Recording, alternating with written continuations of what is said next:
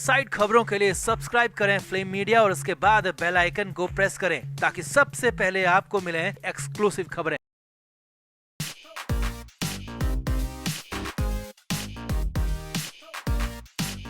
तो विधानसभा चुनाव से पहले महाराष्ट्र की सियासत में हाहाकार मच गया है। एनडीए गठबंधन में उथल पुथल मच गई है और उद्धव ठाकरे के खेमे में तो जैसे तूफान आ गया है। दरअसल खबर है कि कांग्रेस नेता और शरद पवार ने सीक्रेटली राज ठाकरे से लंबी मीटिंग की है, जिसकी खबर मीडिया में लीक होते ही अलग अलग थ्योरी सामने आ रही है। क्या कांग्रेस और पवार मिलकर उद्धव को रिप्लेस करने जा रहे हैं? क्या उद्धव की जगह अब राज ठाकरे गठबंधन का हिस्सा होंगे? और ये सब क्या उद्धव ठाकरे के अड़ियल रवैये की वजह से हो रहा है? तो क्या है इस मुलाकात की पूरी इनसाइड स्टोरी और अब क्या करेंगे उद्धव ठाकरे, आपको बताते हैं सब। आप भी वीडियो को शेयर करें और अपनी राय कमेंट बॉक्स में जरूर दें।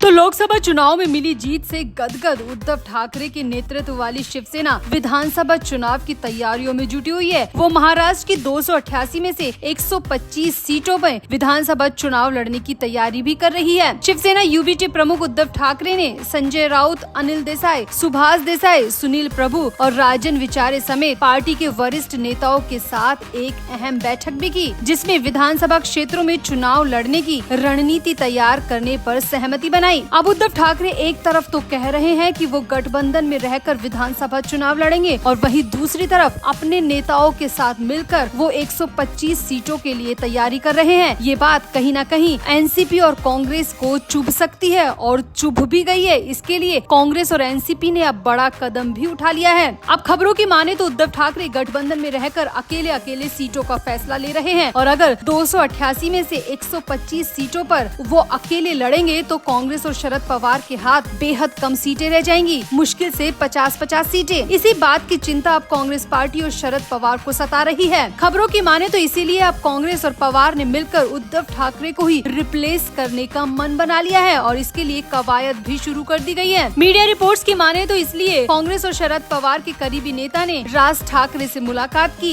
इन तीनों ही खेमों की लंबी मीटिंग हुई। हालांकि इस मीटिंग को काफी सीक्रेट रखने की कोशिश की गई, मगर मीडिया को इसकी भनक लग गई और सामने आया है कि इस मीटिंग की खबर लीक होते ही उद्धव ठाकरे के खेमे में भी हंगामा मच गया। उद्धव ठाकरे ने खबर की तस्दीक भी करवाई, जिसके बाद तो उद्धव ठाकरे बेकाबू हो गए, क्योंकि अभी के हिसाब से महाविकास आघाड़ी में उद्धव ठाकरे के साथ कांग्रेस और शरद पवार की एनसीपी है और ये तीनों मिलकर ही विधानसभा चुनाव लड़ने जा रहे हैं। लेकिन यूँ राज ठाकरे का अचानक नाम आने से, राज ठाकरे के साथ अचानक हुई मीटिंग की खबर आने से उद्धव ठाकरे बेहद सदमे में आ गए हैं। अब तक उद्धव ठाकरे गठबंधन में रहकर खूब मनमर्जी चला रहे थे, मगर अब उद्धव को बड़ा झटका लगा है। राज ठाकरे के साथ मिलकर कांग्रेस और पवार के नए गठबंधन की खबर से उद्धव बेहद परेशान हो गए हैं। सामने आया कि उद्धव ठाकरे ने अपने करीबी नेताओं को अर्जेंट मीटिंग के लिए भी बुलाया और इस खबर की तस्दीक करने को कहा।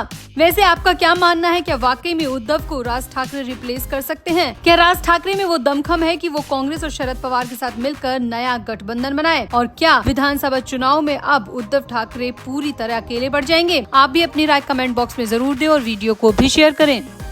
तो हाल ही में संपन्न हुए महाराष्ट्र विधान परिषद चुनाव में जमकर क्रॉस वोटिंग हुई। इस चुनाव में एनडीए गठबंधन को बड़ी जीत हासिल हुई। वहीं अब क्रॉस वोटिंग के मामले पर विपक्ष के नेता समीक्षा कर रहे हैं। इसी क्रम में कांग्रेस नेता और विधानसभा में नेता प्रतिपक्ष विजय वडेट्टीवार ने पत्रकारों से बातचीत की। उन्होंने कहा कि क्रॉस वोटिंग की आशंका तो पहले से ही थी। उन्होंने दावा किया कि क्रॉस वोटिंग की आशंका की वजह से ही महाविकास आघाड़ी की ओर से तीसरा उम्मीदवार लड़ाया गया। उन्होंने कहा कि विश्वासघात करने वाले विधायकों की पहचान कर ली गई है और अब इन विधायकों को गठबंधन से बाहर कर दिया जाएगा। इनके लिए अब गठबंधन में कोई जगह नहीं है और न ही पार्टी में। विजय वडेट्टीवार ने इशारा किया कि इन गद्दार विधायकों में उद्धव की पार्टी के विधायक ज्यादा हैं। नेता प्रतिपक्ष विजय वडेट्टीवार ने आगे कहा कि हमने लिस्ट बनाई है, सबूतों के आधार पर लिस्ट बनाई गई है। इस लिस्ट में उद्धव ठाकरे की पार्टी के विधायक भी शामिल हैं और कुछ विधायक हमारी पार्टी के भी हैं। इसीलिए हम तो हमारी पार्टी के विधायकों को पार्टी से बाहर का रास्ता दिखाने जा रहे हैं और उद्धव ठाकरे से भी यही मांग है कि वो भी गद्दार विधायकों को अपनी पार्टी से बाहर कर दे, ताकि एमवीए गठबंधन आगे के चुनाव में बिना गद्दारों के उतर सके। विजय वडेट्टीवार ने कहा कि महाविकास आघाड़ी के पास 64 विधायक थे। तीसरे उम्मीदवार के लिए 69 विधायकों की आवश्यकता थी। तीसरे उम्मीदवार के लिए मुकाबला होना तय था। आघाड़ी के पास 2 ही कैंडिडेट का कोटा था। इसके बावजूद तीसरा उम्मीदवार खड़ा किया गया। जो रिजल्ट आना था वही आया। हमें अपने कुछ विधायकों पर डाउट था।